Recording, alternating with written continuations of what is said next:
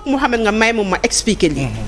bi loolu amee ñu gagné le département ak beaucoup de communes am un certain nombre de conseillers mais même si les listes majoritaires qui venaient des communes Diaz amu fa woon wala Yewwi gagnewul woon benn maire du tere au niveau du département les gens ont voté pour Barthélémy Diaz. oui. leneen li ñu ne li takk sëy tasu ko. xam nga booy takk sëy mën nga ñëw si je ne m'abuse ngeen toog ñu waxtaan ñu maye la imam bi jox après nga wuti papier c'est vrai. mais quand vous avez des papiers en bonne et due forme mais des fois bu ngeen demee ci juge bi day am d'abord conciliation loolu le code de général des collectivités territoriales moo ko réglé parce que bi ñu jógee ci entraînement bi muy le code électoral. te ci entraînement boobu bi ñu la nee sauf boo saisirez la cour d'appel en 10 jours mooy. Nous avons voté pour le maire de la ville de Dakar le 13 janvier 2022 su ma juumul. Il a été installé le 17 février 2022. Tu as eu 25 jours pour faire ce recours parce que loolu mooy élection parce que y a le contentieux près le contentieux yenn juristes yi ci saa kii yi ak poste électoral mooy le jour du vote. Il y a un contentieux et le poste électoral loolu le code électoral passé. mais ñu ñëw ñu fal ko maire mais bi ñu ko falee maire Mohamed ren. waaw c'est Barthélémy qui installe les adjoints c'est pas le préfet. parce que dañ ko fal de manière directe. absolument. donc cette décision c'est déjà le préfet ñëw en 24 heures en 12 heures ou en 13 heures de temps parce que 24 heures c'est le maximum. parce que peut-être qu'il n'aime pas le maire de la ville de Dakar peut-être qu'il a des instructions mais li may wax mooy mais ñun bu ñu bëgg. l'adjoint au préfet d'alors. waaw ñu ne ko yow bul ñu bëgg suñu yoon newu ci. waaw mais waxal le droit. le droit absolument. nga jógee ci électoral mooy entraînement nga ni yow règle yi régir l'entraînement moo war a régir coup franc bi ngay am ci nuñ koy waxee ci match bi. à la limite demul. loolu am. waaw.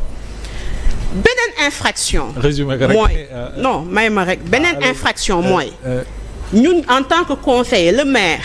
jotagul lettre bi on fait une conférence de presse la police. waaw on va les mobiliser ko. Oui. pourquoi ne pas penser. qu'il y a une commande politique. ah oui ni ñu ko defee xam. parce que code des collectivités territoriales dafa ne bu dee maire bi dafa am lu mu def ba ñu koy yëkkati. le ministre sax mënu ko yëkkati.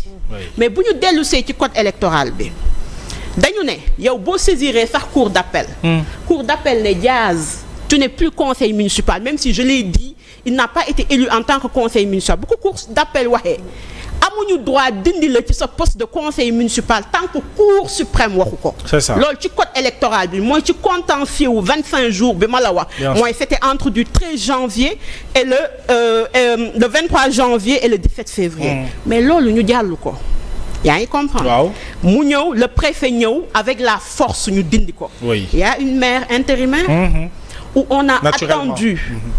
la décision de la Cour suprême.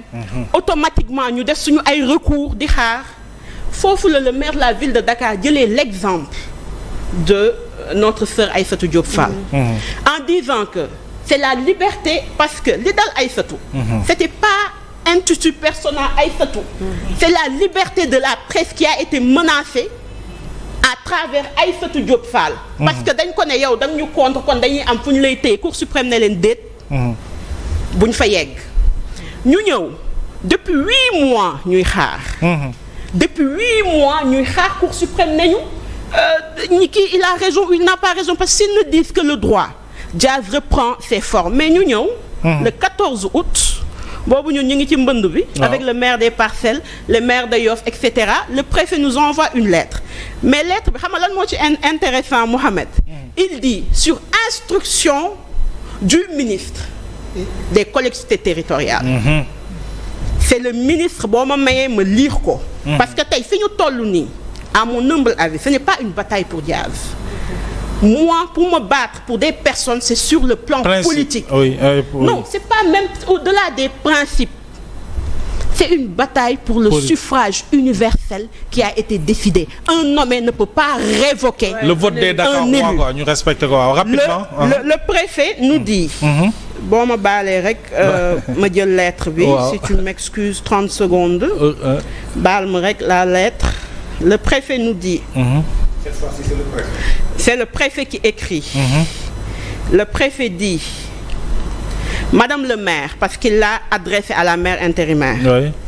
Par lettre citée en référence, j'ai été suivie par monsieur le ministre en charge des collectivités territoriales relativement à l'affaire portée en objet. Quand même.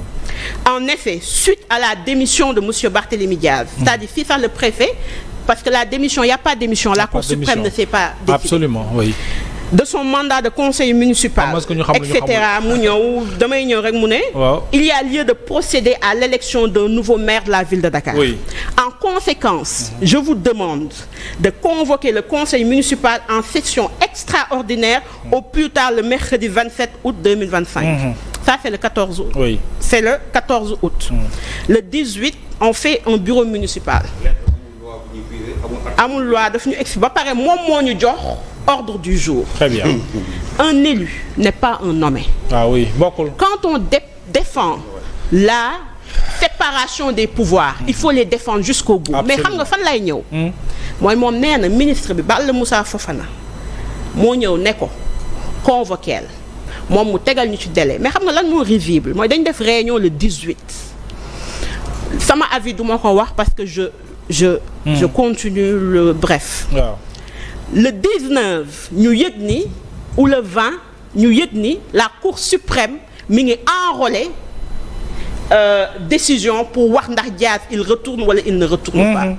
Donc déjà le préfet il fait un excès de pouvoir. Oui. En nous disant convoquer un conseil municipal extraordinaire. Wow. Premièrement. Wow. Deuxièmement, il nous fixe un délai, c'est-à-dire que ñoom xamoon nañ ni Cour suprême mi ngi enrôlé. On a compris. xam nañ ni peut-être septembre la mais amuñu woon jour. On a compris. ñu ne bu mu yegg le 25 août. On a compris. Merci. ñu ne bu mu ko dépassé. C'est clair, leer. Ce qui veut dire que. Waaw. Man damay sant yàlla. Tout terminé, waaw. Parce que ci ay supputation lañ nekkoon. Mais l'acte que le ministre a posé et ce qui en est suivi nous montre que c'est une commande politique. Mais nag cette commande politique-là, je termine par une chose. Oui.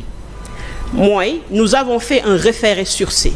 Très bien. Moi déjà, c'est pas, on ne peut pas déjà bi décision le 18 bi génne par élégance, par esprit républicain. Dañu ñëw ñu ne parce que ku xaar 8 mois mën a xaar 9 mois. Bien sûr.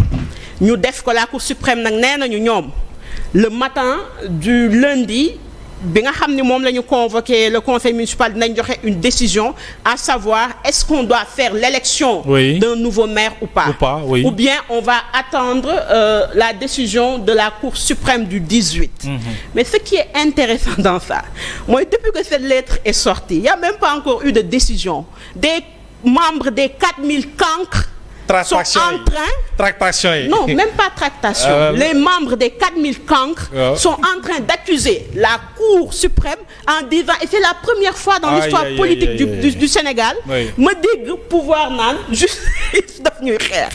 C'est seulement pour dire, il faut pas jouer avec notre neurone. C'est clair. La question nag d'un nouveau maire ou pas. Moi je dis, xam nga pa bi. borom kër gi jógee gu fa ba ñuy xool nu ñuy séddoo ay jabaram ak ay bien wam le maire de la ville de Dakar son pouvoir reste entier. Tout à fait. Parce que le juge ne peut pas avoir les mêmes prérogatives que le président de la République. Parfait. Et le code des collectivités territoriales est clair. Pour qu'on puisse révoquer un maire ou le déclarer loolu il y a que le président de la République qui peut le faire. Et mon appel c'est un appel à tous les citoyens. Nous ne sommes pas obligés de nous apprécier, mais nous sommes obligés de nous battre pour des questions de principe.